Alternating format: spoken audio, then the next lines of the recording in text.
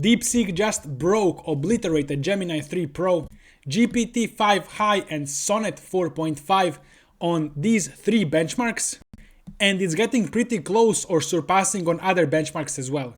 It seems like open source models are not only catching up but surpassing closed source models in many areas. There are two models released, DeepSeek v3.2 Thinking and DeepSeek v3.2 Special. I'm not sure how to read this. So this one is raw power, so long reasoning thoughts, a lot of tokens, and it's winning everywhere. And this one is more efficient, so shorter reasoning thoughts for higher speed and cheaper cost. Let's actually talk about AI research behind this immediately, because other channels will be testing it, doing prompts. Because on my channel, I want to make all of you AI researchers, I want to show you how to write AI papers yourselves, how to come up with stuff like DeepSeek yourself. By the way, if you want to learn how to build a large language model from scratch, check out this latest video. I'm going to leave the link below. And now I will presume you understand the basics of large language models, so I can explain this research. Quick update, I'm going to bring you on my channel the best AI research experience in the world from top universities. In a few weeks, I'm going to move here next to Udao. This place is absolutely stacked with best researchers in the world near Tsinghua, best university, Peking University, Renmin. These universities are comparable to Harvard and MIT, and I will do research with my friends there who are AI PhD students, and I'm gonna make full courses and tutorials and videos on my channel writing AI research papers from scratch, so you can get world-class AI research PhD education on my channel. I also know some people from Moonshot Kimi. Maybe we can even get DeepSeek people to do research with us. I don't know if they will, but top university students and PhD students and professors definitely will. So follow my channel. In a few weeks we are setting off. The first component is this DeepSeek Sparse attention, where this part of the large language model is gonna choose which tokens to pay attention to. So it will not pay attention to every single previous token, every single previous word, but it will choose 2000 most important tokens and pay attention only to them. So this is very good for long context when you have a lot of text, because in traditional standard transformers, every token needs to attend to every other previous token. So you can see that how compute grows quadratically there. But here, every token just attends to maximum 2000 previous tokens. So it actually grows linearly, the necessary compute. They also worked on scaling reinforcement learning, reasoning training to even more compute. And nowadays companies are having completely separate training at the end for agentic tool use, and here they generate a lot of data for training agentic tool use, so synthetic data. First, they say that even though open source models like Minimax, Moonshot, Zhirpu, that's ZAI, they are continuing to improve, closed source models are actually accelerating their improvement recently. So Anthropic, DeepMind, OpenAI has accelerated at a significantly steeper rate. And the gap seems to be widening, where proprietary models demonstrate increasingly superior capabilities in complex tasks. Also, we can add that maybe they mean by agentic reasoning or interleaved thinking, interleaved tool usage, because I do feel like at some areas closed source models are converging and closing the gap, while it might be that in other areas the gap is widening. They identified three main issues that open source models have. First of all, the vanilla attention, where every token interacts with every token. Maybe there are some small efficiency tricks, but it still grows quadratically with the sequence length. And it's quite possible that closed source companies have better solutions to this. And this is also a big issue for post-training, for thinking, because thinking requires a lot of tokens. Also, open source models are not given enough compute for post-training, for reasoning training.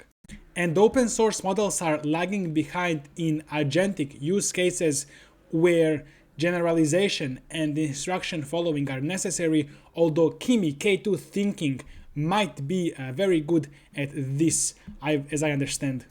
To address these issues, they first develop DeepSeek Sparse attention, which they already released in previous model. So here, instead of tokens looking at every single previous token, they just look at maximum of 2000 previous most important tokens. So no matter how long the sequence, they will only look at maximum 2000 previous tokens. So you see that this scales pretty well linearly.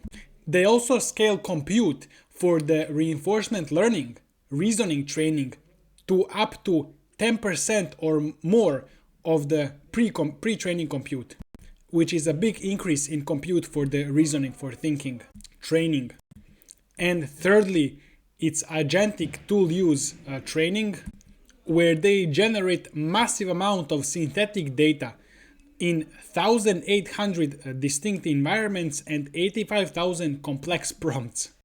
And check this out, they have this sparse attention, so they're not paying so much for generating new tokens because it's only looking at the past 2,000 tokens or whatever the number is. And now they can use many tokens for reasoning and thinking, so it builds up on each other. Cheaper token generation, and so it allows for better reasoning training with a lot more tokens. And to make even better model, they relaxed length constraints on reasoning. And this way it reasons on par of Gemini 3 Pro. DeepSeek Sparse Attention has two components. First, let's say we are looking at some token in the context in the sequence. Lightning Indexer will find which of the previous 2000 tokens this token will do attention with. If there is less than 2000 tokens previously, then it will just pay attention to every token. But the power of this comes when the sequence is very long. So the longer the sequence, we always just pay attention to 2000 previous tokens. Now, how does this guy determine which tokens to pay attention to? Actually, this is also attention, or it's similar to attention mechanism. Maybe I should say part of attention mechanism, where we multiply this small lightning indexer query of the current token with these small lightning indexer keys of every previous token. Now, even though this seems like attention, this is actually, these vectors are a lot smaller and a lot faster to compute. They are also written in FP8, and they are also using ReLU activation function, which is very quick to compute.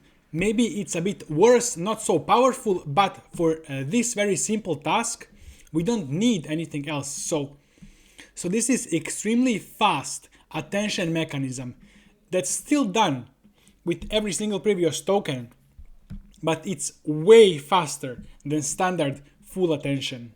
And so this lightning indexer will give scores to previous tokens, and then 2000 tokens that have highest scores will be attended to in the next step. And after that, they will do the full attention with the query of the token and the previous keys, but only if those keys and values belong. So if the score for them, here I score, belongs to top K, which is maybe top 2000 scores. And they combine this with their multi-head latent attention. That's also their innovation in DeepSeek v3. So it's like two optimizations stuck together, and they have picture diagram of how they combine them. So in multi-head latent attention, instead of generating queries and keys from the token directly, they generate a lot smaller vectors that keep instructions on how to later generate the queries and keys. The trick here is that these smaller vectors are a lot better because they are saved in memory, and we don't need to save queries and keys themselves. We will generate queries and keys on the fly. Here from the token they generate this vector C that's later be used to generate both key and value. So if you check this math from my video that I made, code DeepSeek v3 from scratch. So we start with the token. We have the down key value projection matrix. So it will convert this token into this matrix that, this vector C that will later be used to generate key and value. But it's a lot smaller. And only this and this is saved in memory. So a lot less memory used. So then later we use that vector with up key projection matrix to generate the key. And then we split key into heads. Now, as I said, this key would be a lot larger than this. So, but we generate this on the fly, just as we need them, as we need to calculate stuff with it. We don't need to save it into memory. And we also have to apply positional encodings rope to key. We don't need to apply that to value, just to key. So we will do that directly from the token embedding itself. But it will be smaller. It will be smaller because this projection matrix is small. And later we will concatenate this rope, this part of the rope with the key, with every head individually. And for the value, it's a lot simpler. We just have the up value matrix, so it will convert this smaller latent vector into the value and then split into heads. That's very simple. You can see the same thing here. So starting from the initial token, we generate the latent vector that's later gonna be used for generating value and the key. Where is the value here? Maybe they didn't draw value, but they did draw the key. So latent vector generates this part of the key, and this is a rope, part of the key that has rope applied. As I said, it's concatenated. And then top K selection, the top 2000 selected. And very similar for the query. Query also has this latent vector that's saved into memory, and then on the fly it's computed. Now you can see the difference here. It's just once we generate one key head, apply rope, but here for every head we have separate head that gets like rope embedding. So it's same key head, same key rope part for every head, and here every head has individual its own rope encoding head part. And then up here is where we concatenate the rope part and this part that is generated from the latent vector. By the way, here we already see some research topics. They describe how they train this lightning indexer, what normalization they use. We can just try, for example, different normalization, different KL divergence settings, or replace it with something else and see how it works. In the beginning, they just trained the lightning indexer, so they already have a working large language model, and they freeze all of the weights, everything. They just train the lightning indexer, and so they see which tokens were important, were paid strong attention to by this current token, which token it looked at, and then they use that to train the lightning indexer to predict which tokens are gonna be important for this token.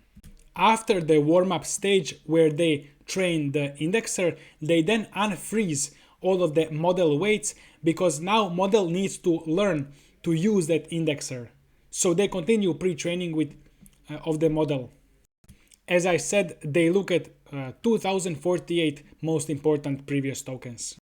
Interestingly, this training of the both main model and the indexer goes on for 480 sequences of 128,000 tokens, which is a lot of tokens.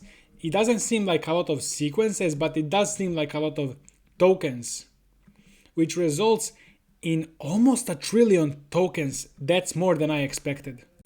Wait, I don't get this math. So this amount of sequences, each sequence having this amount of tokens, that would be 61 million tokens. So how did they get almost 1 trillion tokens? I'm not sure. Oh, wait. And then 15,000 steps, 15,000 of those. Yeah, when I multiply with 15,000, then we get a huge number.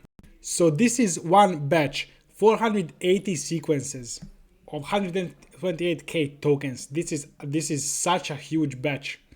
Usually I can fit maybe 5 sequences of 500 tokens on my GPU. Okay, benchmarks, evaluations, I couldn't care less. So inference costs go from quadratic scaling to L times K, which is usually this is seen as linear scaling, where K is a lot smaller than L, the sequence length. It's just number of selected tokens, which is 2048. Although Lightning Indexer still has complexity of L squared, it requires much less computation compared to MLA because, as I said, it's a lot faster to calculate with smaller vectors and faster activation function. This is the scaling graphs. So you see how the orange one, our new method, scales a lot better, so cost is a lot lower. You want this line to be down. And you see it's still scaling, but the scaling is a lot smaller than this quadratic scaling here. And in the beginning, it's gonna require a bit more compute because you are not only doing full attention, but there is also this Lightning Indexer. So this is if the amount of tokens is less than 2048. Then you are doing like the same full attention, but there is also Lightning Indexer as well. So maybe optimization would be not to do Lightning Indexer if the amount of tokens is less than 2048. Nevertheless, this is the long context thing.